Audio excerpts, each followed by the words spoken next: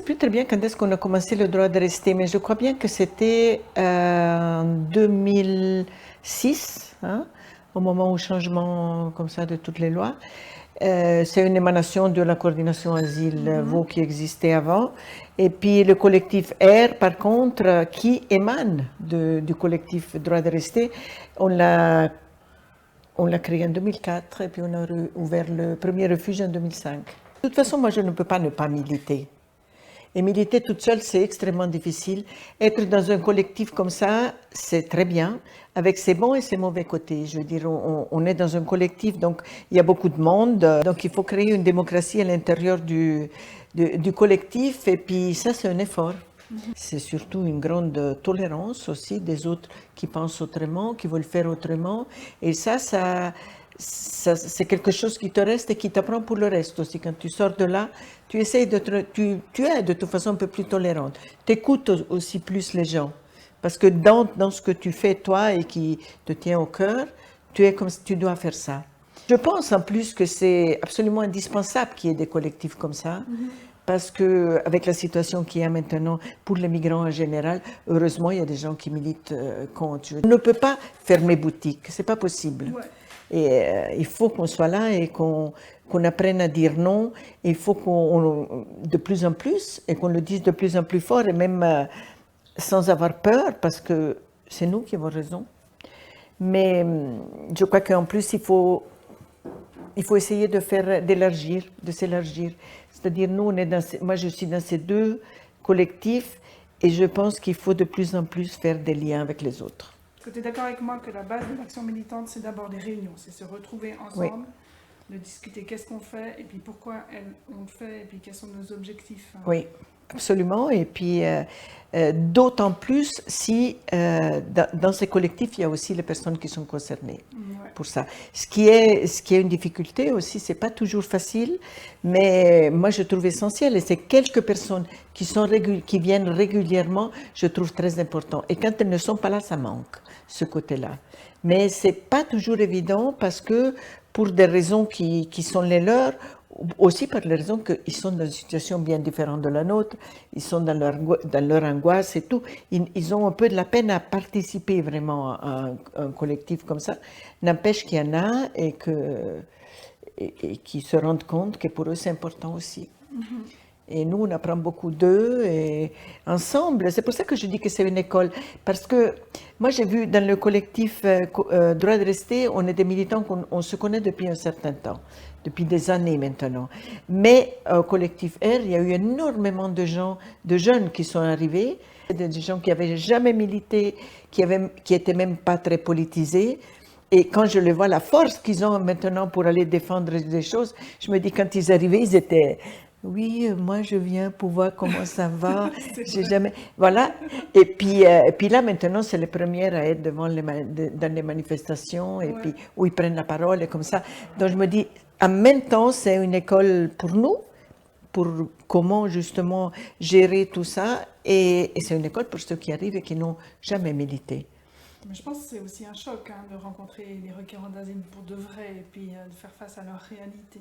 Oui. C'est une réalité extrême parfois, avec des violences qu'on n'imagine pas du tout, qui est tellement en décalage avec notre vie de tous les jours. C'est clair que ça fait beaucoup réfléchir et puis ça secoue pas mal la personnalité, je pense. En effet, Alors il faut effectivement tenir un peu le coup au début, et puis après, c'est pas qu'on s'habitue aux violences des autres et à l'angoisse et la souffrance des autres, mais on apprend à prendre les distances un peu, ne pas vraiment tout prendre sur toi, parce que sinon on est inefficace, on ne les aide pas. Et eux, ils s'en rendent compte aussi. Ça ne sert à rien de pleurer avec eux. Il faut vraiment essayer de recevoir ça, mais pas que ça nous faiblisse, qu'après on soit trop touché par ça, parce qu'on ne peut plus les aider. Ouais. Et ça, effectivement, moi je regrette, il y a beaucoup de personnes qui ont quitté aussi, parce que cette souffrance, ils ne pouvaient plus la supporter. Et elle est présente, elle est là, chaque fois, même quand les gens rigolent, même quand ils rigolent avec nous, ils font des fêtes, on sent que ce n'est pas la même chose que pour nous. C'est un moment pour eux, ils oublient, mais que derrière, il y a toute cette angoisse régulièrement là et qui quand même les dictent tout leur non dormir la nuit, leur prendre des médicaments, leur avoir peur tout le temps pour les enfants, dès que la porte, quelqu'un frappe à la porte, ils se demandent qui c'est. Je dis, c'est insupportable. Mais on ne peut pas agir si on ne les connaît pas. Je veux dire, si on ne parle pas avec eux, c'est très difficile de te rendre compte de ce que ça veut dire. Je ne sais pas qu'est-ce qu'ils ont comme attente, mais de toute façon, ils en ont une de base, c'est qu'on les aide à sortir de la situation dans laquelle ils sont.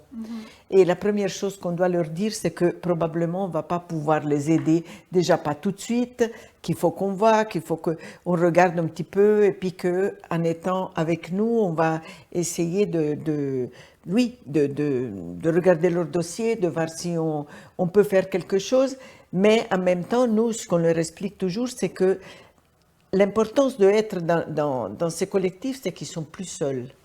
C'est qu'ils voient aussi qu'il y en a d'autres qui sont dans la même situation. Même s'ils ne viennent pas régulièrement, parce que c'est vrai que pour certains, c'est quand même ils doivent payer le billet de bus ou de train, donc ils peuvent pas venir, ou alors c'est des familles avec des enfants petits ou qui vont à l'école, donc le soir, la réunion, c'est pas toujours possible. Même s'ils ne viennent pas, ils savent qu'ils font partie de quelque chose, ils savent qu'ils peuvent toujours nous téléphoner s'ils nous rencontrent dans la rue ou comme ça, ils savent qui on est, puis ils font partie de ça. Et ça leur reste. Et puis il y en a certains qui effectivement, par contre, continuent à venir parce qu'ils veulent s'engager, même pas seulement pour eux, mais pour la cause en général. Et quand on leur dit, quand ils viennent, nous, on n'est pas des juristes, on ne va pas faire des démarches juridiques, on n'est pas des assistants sociaux non plus, on essaye plutôt de faire quelque chose de politique, de mettre ensemble les différentes situations et puis d'agir dans ce domaine-là, plutôt vers les politiciens et tout ça, ça, c'est pas toujours bien compris. Hein, et ça, c'est clair. C'est pas évident de se dire, bon, mais maintenant... Déjà, le mot politique, ça leur fait peur parce que, oula, qu'est-ce que ça veut dire? Moi, je peux pas m'engager politiquement dans ce pays et tout. Ouais. Je dois rester caché et tout. Et puis, ils comprennent pas très bien. Moi, ils ont aussi de la peine à se dire, on fait une lutte pour tout le monde. Donc, il faut s'engager aussi pour les autres. Et ça prend un moment avant que des personnes se sentent concernées par le cas de quelqu'un d'autre. Ça aussi, moi, je comprends très bien, parce que finalement, voilà, ils sont dans une telle situation qu'ils essayent de toute façon de se sortir, eux. Ils sont venus pour ça, et puis les autres, voilà, on verra. Hein. Les personnes qui viennent chez nous, ils sont un peu influencés aussi par l'atmosphère, par le climat, par comment nous on est. S'ils viennent et qu'ils voient que nous on est plein d'énergie et qu'on dit voilà, on va faire ci, on va faire ça, eux aussi ils ressortent un peu en disant moi je viens la fois prochaine, oui, on va faire. Et puis par contre, si c'est une soirée où on dit pour celui-là c'est arrivé cette horreur, l'autre l'horreur, voilà, leur morale tombe aussi en disant voilà, les mêmes choses vont m'arriver à moi aussi. Ouais. Et on peut pas leur dire non. Hein. Non.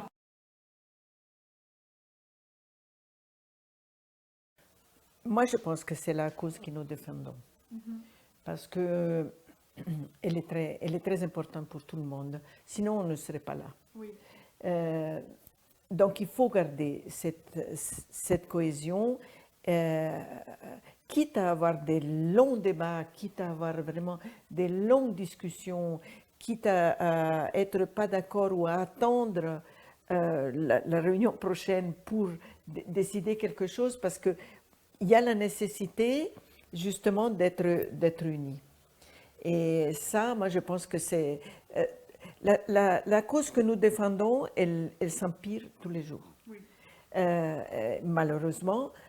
Donc personne dit, voilà, nous avons gagné, on arrête, tout va bien. Non. Et si on s'est engagé à un certain moment, on a tous envie de continuer. De continuer parce qu'en plus, ces gens, on les connaît. Oui. Et on les connaît depuis des années. Et on ne peut pas juste le dire, écoute-moi maintenant... Moi, souvent, j'ai envie. Hein, je me dis, maintenant, à mon âge, avec tout ce que j'ai milité, moi, j'ai envie d'arrêter et puis de faire autre chose et tout. mais il y a trop de gens que je connais. Moi, je ne peux pas les lâcher parce que je crois que ces personnes, on va encore pouvoir les aider jusqu'à ce qu'ils arrivent à avoir un moment de tranquillité en Suisse et tout. Donc, je continue. Mais ça, c'est valable pour tout le monde. Et on a tous on s'est tous dit, il faut faire tout ce qu'il faut pour qu'on reste unis, et on continue ensemble. Et il y a les personnes qui vraiment voulaient autre chose, voyaient d'autres façons de continuer la lutte, ils ne sont plus là.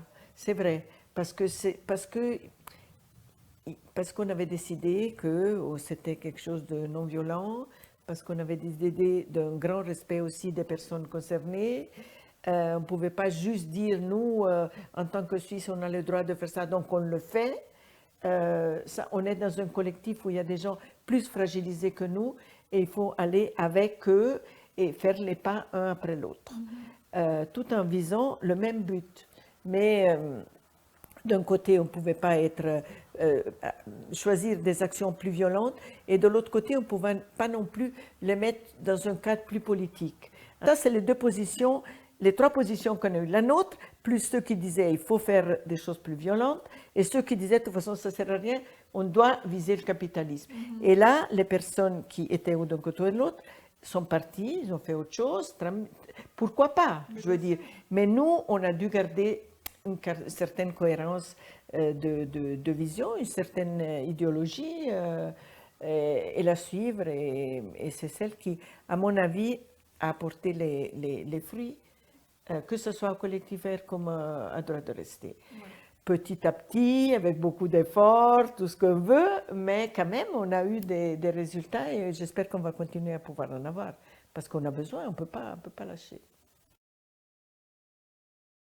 On n'a jamais décidé, on veut surtout faire ça parce que c'est prioritaire.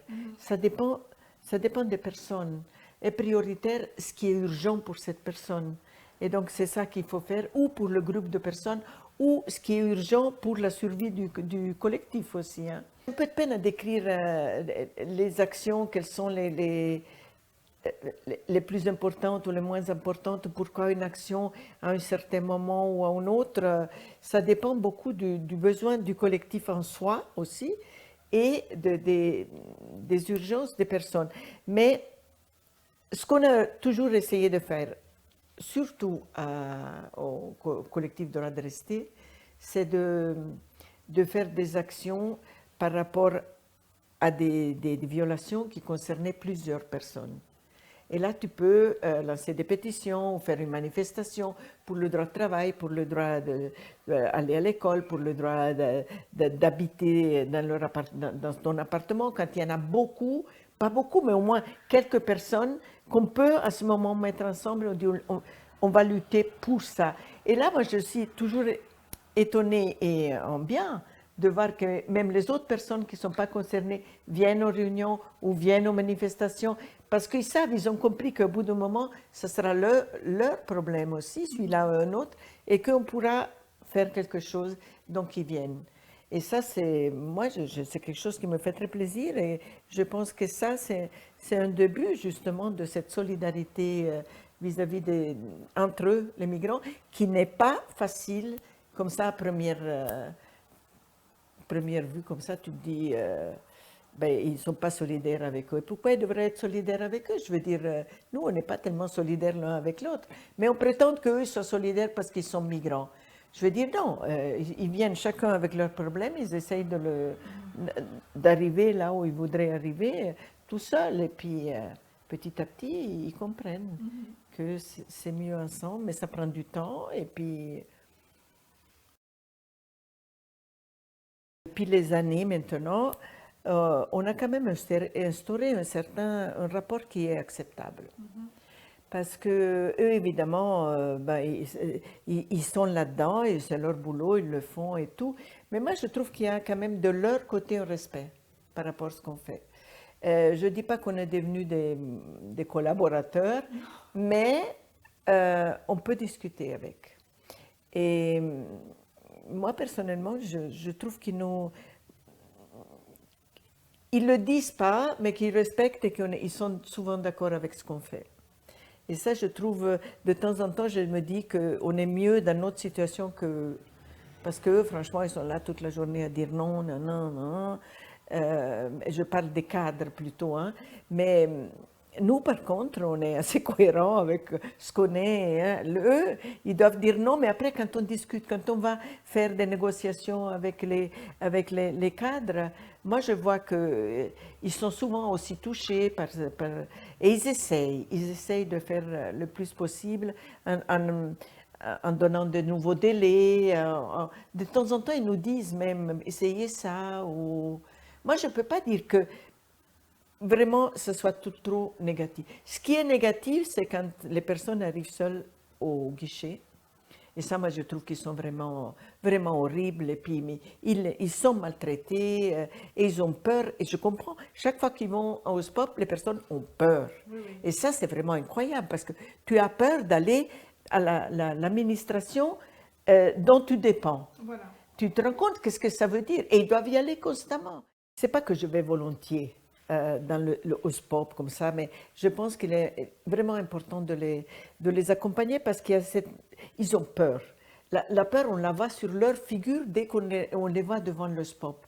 Et avoir peur d'aller dans l'endroit où ils doivent aller régulièrement, demander une chose dont ils ont le droit, je dis, ils ne vont pas demander le monde, ils ont le droit d'avoir. Mais ils sont souvent tellement horribles au guichet que les gens ont peur. Et puis de toute façon, il y a toujours cette peur derrière que peut-être cette fois ils vont me dire non, peut-être cette fois ils vont m'arrêter maintenant. Il y a certains qui ont la trouille d'être arrêtés là, même des femmes. Hein. Et parce que c'est arrivé, parce qu'il y a eu ça, parce qu'ils le savent et parce que ça arrive encore. Donc moi je pense que ça serait quelque chose aussi à dénoncer une fois. Moi, je l'ai souvent dit hein, aux responsables, que vraiment il y a quelque chose qui ne va pas parce que les gens, ils viennent pour avoir une aide normale et ils ont tous la trouille de venir là-dedans. Et quand on va pourquoi, c'est l'accueil.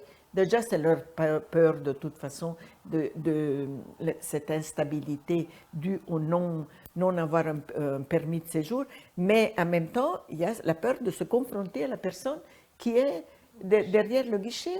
Et il y en a certains, vraiment, qui, à mon avis, ne mériteraient pas d'être là, parce qu'ils sont vraiment méchants. Et ils traitent les personnes d'une façon tellement inhumaine que finalement, ça retombe sur eux. Moi, je vois l'inhumanité dans cette personne. Hein, et par comment elle agit sur les autres. Et ça, évidemment, c'est que quand nous, on est présents, les choses se calment. Oui. Ce n'est plus la même chose. Nous, quand on va dialoguer, on va avec les responsables. Mais eux, ils ne les voient pas, les personnes. Bien sûr, ils ont un dossier, mais ce n'est pas la même chose.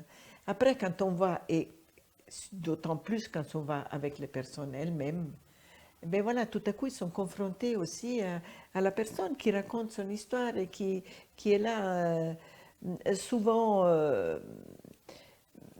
assez digne, disant, voilà, moi je viens chez vous parce que je sais que vous êtes le chef et c'est à vous que j'aimerais demander de ci ou ça.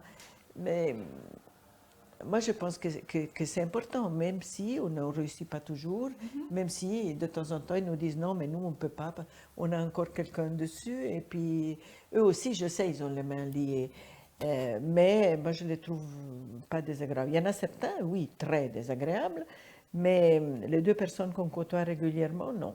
Aussi, à l'intérieur du service de la population, de temps en temps, on va, pas seulement pour un cas spécifique, mais pour une cause. Je veux dire, par exemple, pour les jeunes qui ont fini leur apprentissage et auxquels on ne permet pas d'avoir un travail. Donc, on en a plusieurs. On va avec aussi une cause commune pour certains. Pas toujours que pour individuel, mais c'est souvent des cas individuels. Je regrette qu'on ne fasse plus ça, parce que je trouve effectivement que c'était très important de se retrouver après une réunion. Et puis, mais c'est comme partout en somme, même quand on a un colloque ou quand on a, dans les choses les plus importantes, soi-disant les plus importantes qui se passent au niveau politique, hein, c'est toujours dans les corridors que les choses sont Oui. discutées, sont décidées. Mais moi, j'ai vu que souvent, c'était après la réunion, en discutant, en mangeant avec des gens, qu'on comprend mieux ce que la personne voulait dire, ou qu'on, voilà, on tisse des liens avec une personne plus qu'avec l'autre et tout ça. Si on a arrêté, c'était parce que ça demandait quand même un engagement, hein, chaque fois, qui fait les courses, qui fait le repas. Puis finalement, c'était toujours les mêmes qui faisaient le repas. Et puis, on se retrouvait toujours les mêmes aussi à nettoyer Oui. à la fin. Et puis, on s'est dit, bon, ben, si on ne s'est pas mieux organisé, on arrête. Et puis, finalement, on n'a pas repris. On le fait de temps en temps, mais il faudrait le faire plus souvent. Moi, je pense que c'est... Et puis, c'est peut-être aussi le fait que certaines personnes qui tenaient debout ça sont parties. Et puis, il y en avait certains, il y avait des cuisiniers qui étaient là tout le temps. Bon, ils ne viennent plus parce qu'ils sont dans une autre situation. Et voilà, ça c'est un peu... Sans qu'il y ait vraiment une décision, on ne le fait plus.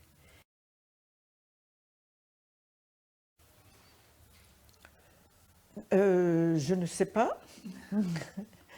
Mais de toute façon, c'est quelque chose... Moi, je ne peux pas faire autrement. Donc, ce n'est pas que je dois vraiment me motiver pour le faire.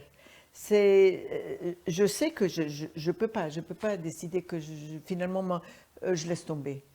C'est quelque chose qui me correspond d'essayer, étant donné que j'ai l'impression d'être une favorisée quand même par la vie, déjà parce que je suis née dans un pays, je suis née dans une certaine famille, je suis née d'une façon et comme ça. Et donc, je ne peux pas juste passer à travers ma vie sans laisser de traces. On est dedans.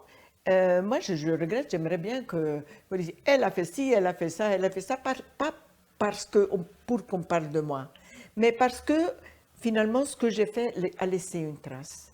Et je crois que tout le monde, on ne peut pas juste passer comme ça en se cachant dans la vie.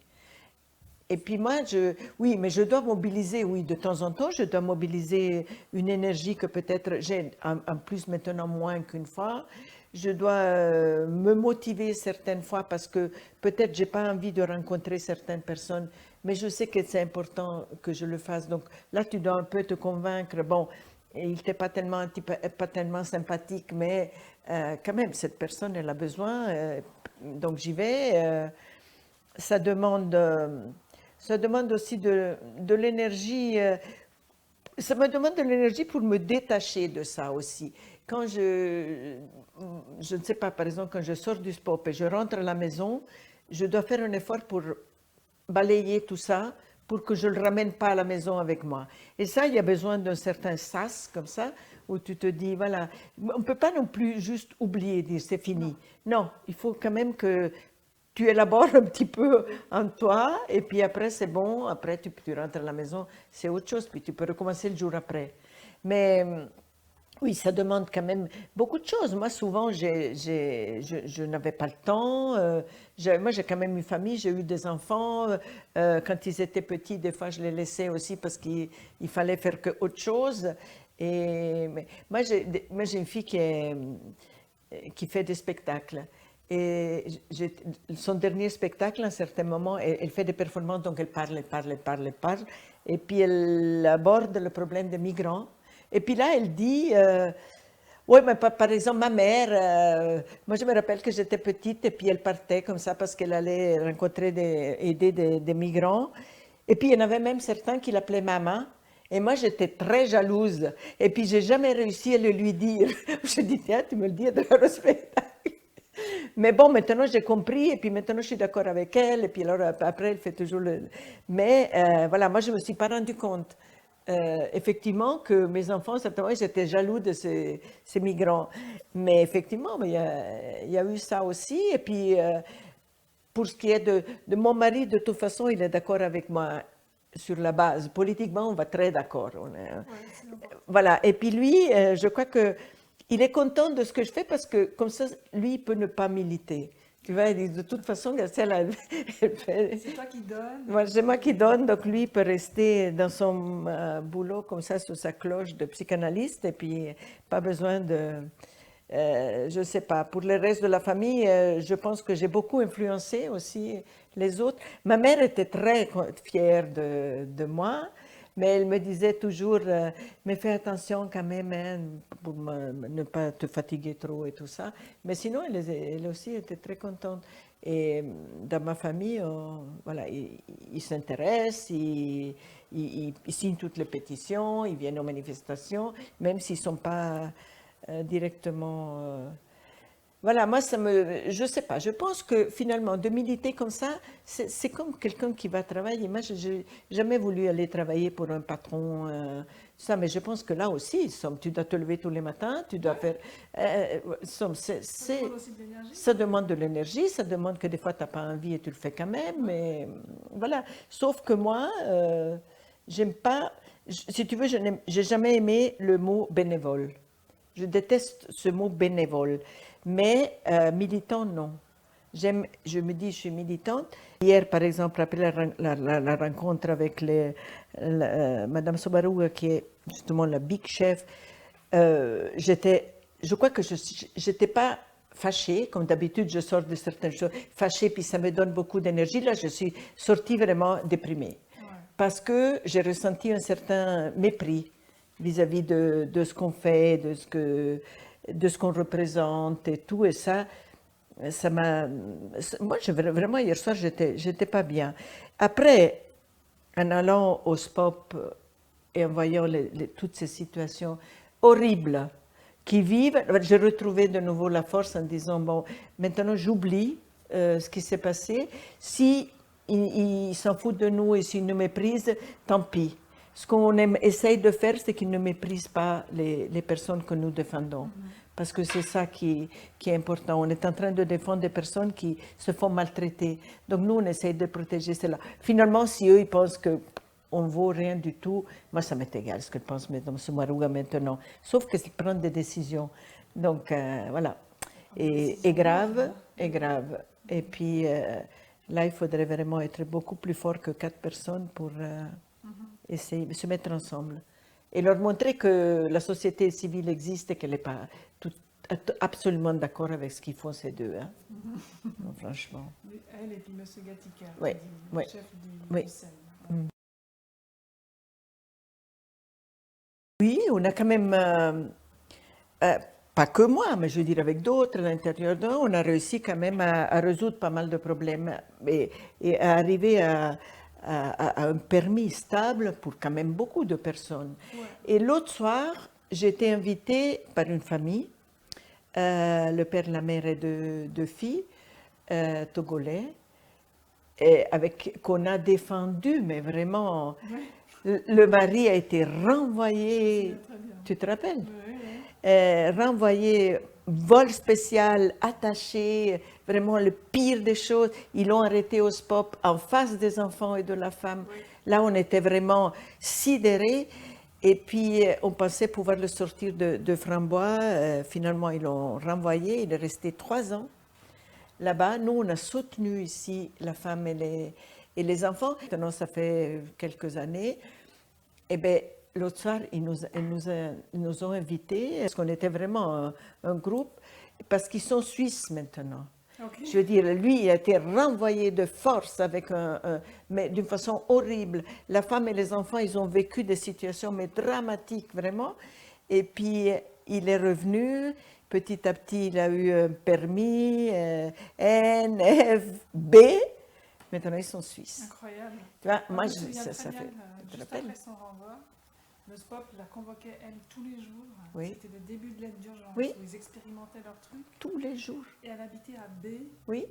Elle devait venir avec sa petite et ses gamins, c'était jeune. Oui. C'était petit, ils sont nés ici. Et puis B, genre, ça lui prenait toute la journée de faire ça. Il n'y avait évidemment pas de forfait pour le repas de midi. Enfin, rien. Elle devait attendre. Elle devait encore attendre là-bas. Parce qu'il se vengeait sur elle qui n'était pas partie seule avec les enfants. Mais elle a tenu le coup, vraiment. On l'a cachée dans des situations pas possibles. Et puis avec les enfants petits et tout. Elle a toujours été admirable avec les gosses. Hein. Malheureusement, il y en a plusieurs. Hein. l'année passée, par exemple, il y a une personne qui a été renvoyée de force. Et malheureusement, je l'accompagnais au SPOP au moment où il a été arrêté. Mais je savais que c'était dangereux, je savais, il le savait aussi. On a décidé, on y va quand même, mais lui, il était d'accord, il dit on y va, on y va. Puis il a été arrêté, puis il a été renvoyé. Vous l'avez défendu combien de temps? Oh, ben longtemps. Hein. On l'a défendu, mais probablement 6 ou 7 ans. Hein. Ah ouais. Oui, oui. Et puis c'est ce départ comme ça, voilà, tu es là tranquille, puis fini. Et après, il est à Frambois, puis quelques jours après, il est rentré chez lui. Mais j'ai senti de son côté aussi, quand je lui dis, non mais tu sais, vraiment, hein, il y a beaucoup de dangers, il pourrait très bien t'arrêter aujourd'hui, mais il était d'accord de risquer. Je me suis dit que lui, il en avait ras-le-bol, et que tant pis, hein. J'ai dit maintenant, bon, finalement, au début, c'était dramatique pour lui, parce qu'on est toujours en contact avec lui dans son pays. Maintenant, il s'est marié, et il a même un petit enfant, donc voilà. Ok. Mais ça, c'était, pour moi, c'était difficile parce que j'aimais bien cette personne. C'est vrai qu'on s'attache aussi plus à certains que d'autres, c'est clair. Et puis, mais maintenant, il y a une situation qui me tracasse énormément. C'est une maman avec 3 enfants, dont un extrêmement handicapé.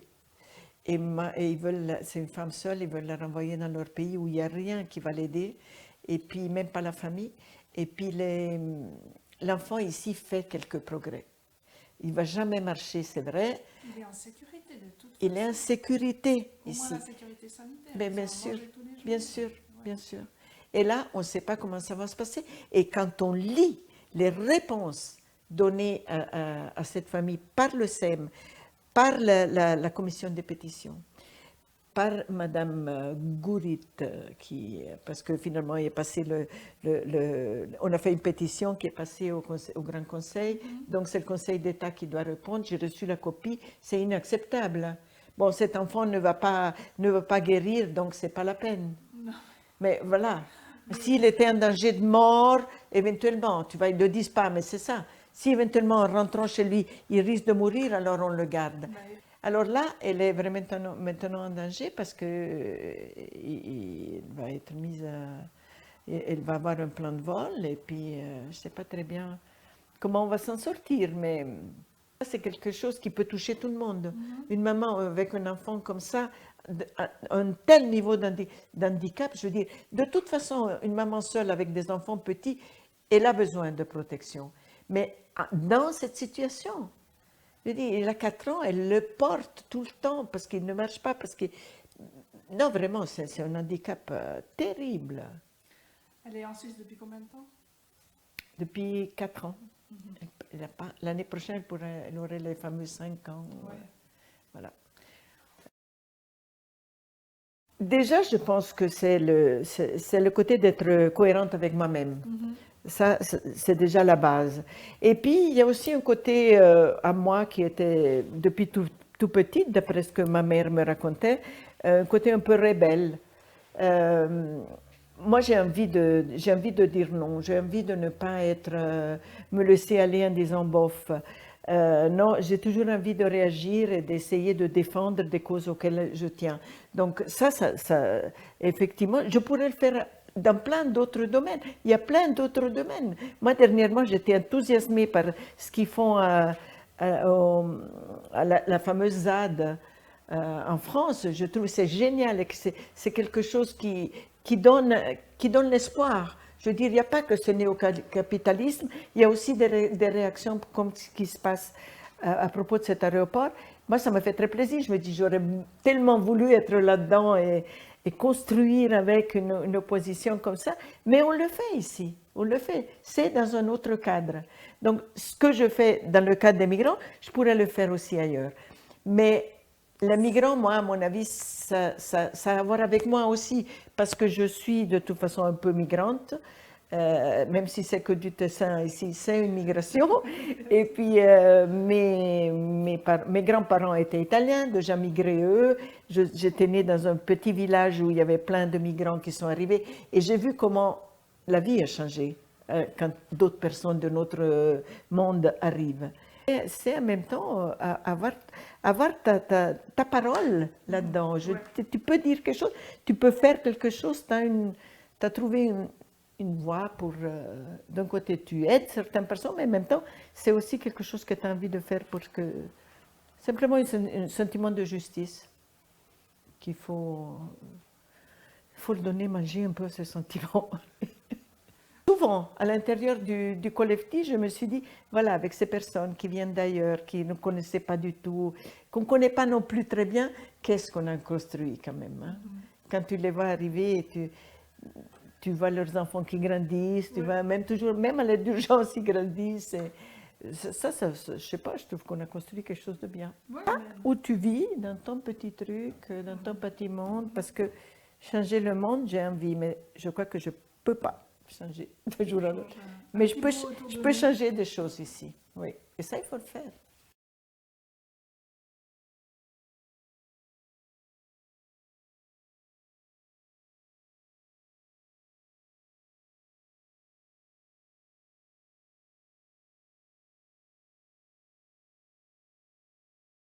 Merci Graziella pour cette super interview. Ben écoute, oui, ben tu en fais ce que tu veux, mais ça m'a fait mettre, plaisir, ça m'a fait plaisir. Kirti d'ailleurs, c'est un droit de rester, hein? Oui. Et qui vient, c'est un qui continue à être solidaire. Et qui fait des